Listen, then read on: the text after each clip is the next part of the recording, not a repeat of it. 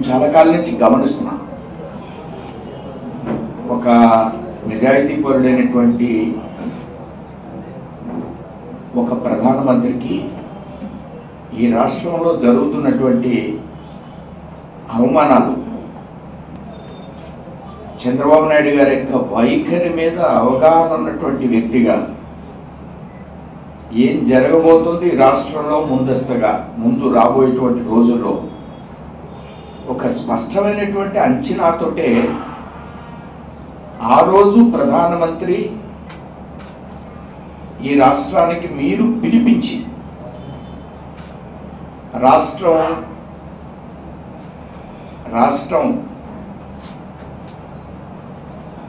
ఆ ప్రారంభోత్సవ సమయంలో పిలిపిస్తే వారు నిజంగా రాష్ట్ర ముఖ్యమంత్రిని విశ్వాసంలోకి తీసుకొని, రాష్ట్ర ముఖ్యమంత్రి భారతదేశంలో అన్ని నదుల నుంచి నిధులు పవిత్ర జలాలను తీసుకొచ్చి ఆ నదుల్లో ఉన్నటువంటి మట్టిని సేకరించి తీసుకొస్తే ప్రధానమంత్రి కూడా ముఖ్యమంత్రి గారికి కనెక్ట్ అయి వారు కూడా నర్మదా నది యొక్క జలాలను తీసుకొచ్చి ముఖ్యమంత్రికి ఇస్తే, అలాంటి వ్యక్తిని నిన్న కూడా బాలకృష్ణ మట్టిచ్చారు, నీళ్ళిచ్చారంటే అసలు ముఖ్యమంత్రి ఇన్ని నదుల నుంచి తీసుకొచ్చినటువంటి జలాలను ఏమని వాళ్ళు అనుకుంటున్నారు? ప్రధానమంత్రి తీసుకొచ్చినటువంటి జలాలని ఎందుకు ఆ విధంగా పోల్చుతున్నారు? చెంబు మట్టి అనేటువంటి దాంతో ఎందుకు తెలుగుదేశం ఆ రోజు నుంచి ఈ రోజు వరకు అది అయిపోయినటువంటి అంకం కాదు, పునాదులు ఆవేళ నుంచే పడినాయి. ప్రధానమంత్రిని హింసించాలి ఈ రాష్ట్రంలో, ప్రధానమంత్రిని చిన్నబుచ్చాలి ఈ రాష్ట్రంలో. ఎందుకు మర్చిపోలేకపోతున్నాడు బాలకృష్ణ ఇవాళ కూడా మాట్లాడటంలో ఆ విషయాన్ని? బాలకృష్ణ గారు ఇక్కడ ముఖ్యమంత్రి వైఖరి, ముఖ్యమంత్రి ఆలోచన, ముఖ్యమంత్రి ఈ రాష్ట్రంలో మోడీని టార్గెట్ చేయాలి. మోడీ మీద విపరీతమైనటువంటి కోపంతో ఉన్నటువంటి వ్యక్తి భారతదేశంలో ఎవరన్నా ఉన్నాడంటే ఒక్క చంద్రబాబు నాయుడు మాత్రమే.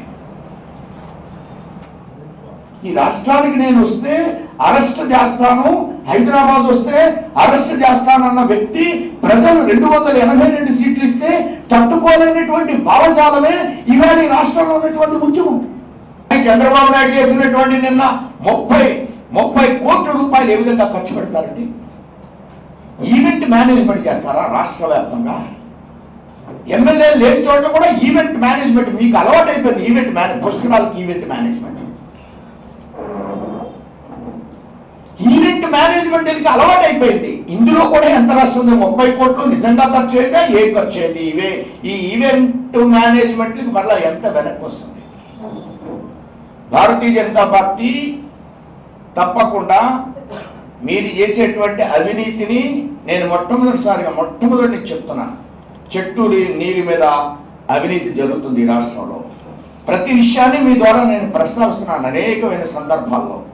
ఈ సంవత్సర కాలంలో కార్యకర్తలు ఎవ్వరు కూడా నిద్రపోకుండా ఇలాంటి ఈవెంట్ మేనేజ్మెంట్ ఉద్యమం చేయం. ప్రజల యొక్క హృదయాల్లో ప్రజలకు జరిగేటువంటి నష్టాలను వివరిస్తూ ఆంధ్ర రాష్ట్రంలో ప్రతి గ్రామంలో ప్రతి మండలంలో వాళ్ళు చేసేటువంటి అవినీతి కార్యక్రమాలని ప్రజల దృష్టిలోకి తీసుకెళ్ళి చంద్రబాబు నాయుడు ఇవాళ నవ్వుతున్నాడు.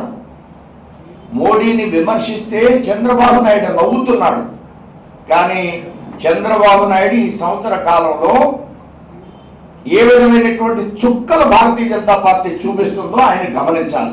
ఈ పార్టీ చిన్న పార్టీ, ఈ పార్టీకి ఇక్కడ ఏమీ లేదు అనే విషయాన్ని వాళ్ళు చాలా తేలిగ్గా మాట్లాడుతున్నారు. వాస్తవంగా భారతీయ జనతా పార్టీ భారతదేశంలో జరుగుతున్నటువంటి పరిణామాల్ని డైజెస్ట్ చేసుకోలేకపోతున్న ఆంధ్ర రాష్ట్ర రాజకీయాలు.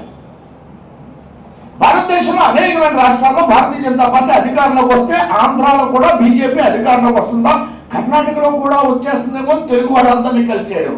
ఏం జరగదు. కర్ణాటకలో తప్పకుండా భారతీయ జనతా పార్టీ విజయం సాధిస్తుంది. నేను వెళ్ళి 5-6 రోజులు తిరిగాను.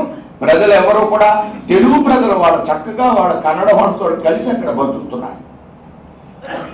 ఇక్కడి నుంచి ఏ వెళ్ళినా మీ భాష మీద అక్కడ నమ్మకం ఉన్నా అలాంటివి ఏమీ లేవు. కానీ కర్ణాటకలో తగ్గితే ఆంధ్రప్రదేశ్ కూడా గాలి వచ్చేస్తుందేమో, తెలంగాణగా గాలి వచ్చేస్తుందేమో అని ఒక భయమైనటువంటి వాతావరణం. ఈవేళ భారతీయ జనతా పార్టీ ఒక్కొక్క రాష్ట్రంలో అధికారం రావాలనేటువంటి కాంక్ష కాదు. రాష్ట్రాలు అభివృద్ధి చెందాలి, మంచి ప్రభుత్వాలు రావాలి. చాలా చోట్ల ఆరోసారి భారతీయ జనతా పార్టీ నెగ్గడం, కాంగ్రెస్ రెండోసారి కూడా నెగ్గేటువంటి పరిస్థితులు చాలా కాలం నుంచి కొన్ని రాష్ట్రాల్లో లేవు. కానీ భారతీయ జనతా పార్టీ కొన్ని రాష్ట్రాల్లో 4 సార్లు 3 సార్లు 5 సార్లు కూడా అధికారంలోకి వస్తుందంటే అభివృద్ధి మీద ప్రజలకు కొంత అవగాహన ఉంది కాబట్టి వాళ్ళు అధికారంలోకి వస్తారు. అలాంటి పరిపాలన కోసం మేము అన్ని రాష్ట్రాల్లో అధికారం కోసం కోరుకుంటున్నాం.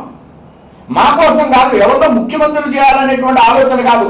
ఈ వ్యాపారం చేసే మనస్తత్వం ఉన్నటువంటి వీళ్ళు, రూలింగ్ చేయకుండా ట్రేడింగ్ చేసే మనస్తత్వం ఉన్నటువంటి వీళ్ళు లయ తప్పి గాడి తప్పి ఈవేళ ప్రజాస్వామ్యంలో వాళ్లకున్నటువంటి హక్కుల్ని చట్టపూర్వకంగా ప్రజాస్వామ్యంలో వారు ముఖ్యమంత్రి అయితే ఎలా ప్రవర్తించాలి, ఎలా పరిపాలన చేయాలనేటువంటి ఆలోచనకు విరుద్ధమైనటువంటి వైఖరులు ఈవేళ జరుగుతున్నాయంటే మనం అందరం కూడా అర్థం చేసుకోవాలి. మేము క్షమాపణ చెప్పమని కానీ కోరం, కేసు పెట్టాలి, కేసులో ముఖ్యమంత్రి గారిని సాక్షిగా పెట్టాలి. కాని పక్షంలో హోంమంత్రి కూడా మేము ఇలాంటి వాటి మీద తెలియజేయాలి. రక్షణ కోసం కాదు, ప్రజల్లోకి తీసుకువెళ్ళాలి ఈ విషయాన్ని. ఎందుచేతంటే ఇది ఎక్కడ పోతుంది? మేము ఈ విషయాన్ని ఎందుకు చెప్తున్నాం అంటే గాడి తప్పనివ్వకూడదు. ప్రభుత్వం వైఖరి సంవత్సర కాలం ఉంది, ఇంకా రాష్ట్రం అభివృద్ధి చెందాలి. ఇలాంటి మాయపూరితమైనటువంటి దీక్షలు, ఇలాంటి విషయాల్లో ప్రభుత్వం ఇన్వాల్వ్ అయితే 1 సంవత్సర కాలం రాష్ట్ర ప్రభుత్వం, రాష్ట్ర ప్రజలు నష్టపోయేటువంటి వైఖరిని భారతీయ జనతా పార్టీ ఎట్టి పరిస్థితుల్లో కూడా దానికి తావు ఇవ్వకూడదు. ఇది మా లక్ష్యం. ఆయన మీద అక్కస్తో గొడవ చేస్తున్నాం.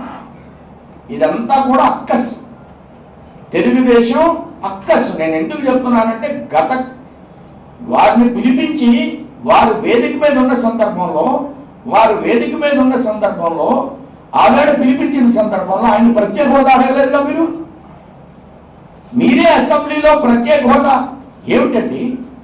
ఇప్పటికీ మీ ఉద్యమంలో నిజాయితీ ఉన్నట్లయితే 12 కోట్లు బస్సులకు ఆర్టీసీకి మీరు లాస్ వచ్చిందని ఆవేళ బంధులో చెప్పి ఈవేళ మీరు 30 కోట్లు ఖర్చు పెట్టి మీకు నిజంగా నిజాయితీ ఉంటే, రాజకీయపరమైనటువంటి వైఖరి లేనట్లయితే, నిబద్ధత ఉన్నట్లయితే నువ్వు పెట్టిన కేసులు వెంటనే విత్డ్రా చేయండి. ఏదైతే ప్రత్యేక హోదా అంటే జైలుకు వెళ్తామని మీరు పెట్టిన కేసుల్ని మీరు ఇప్పటికి కూడా విత్డ్రా చేయలేదంటే అసలు మీ వైఖరి ఏంటి? అదే అసెంబ్లీని అబద్ధాల వాడిగా మార్చేశారు ముఖ్యమంత్రి. అసలు ఈ రాష్ట్రంలో మీరు చూస్తే ఓన్లీ కూడా టక్కు టమాటో విచ్చులు తప్ప రియల్ టైం గవర్నర్స్ అంట.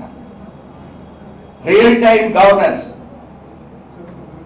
డబ్బిస్తే ఖర్చు పెట్టలేనటువంటి అసమర్థవంతమైనటువంటి గవర్నర్స్. సీఎం యొక్క డాష్ బోర్డ్ అంట, ఆ డాష్ బోర్డ్ లో ఉన్నాయి కూడా అన్ని అబద్ధాలు పోతుంది.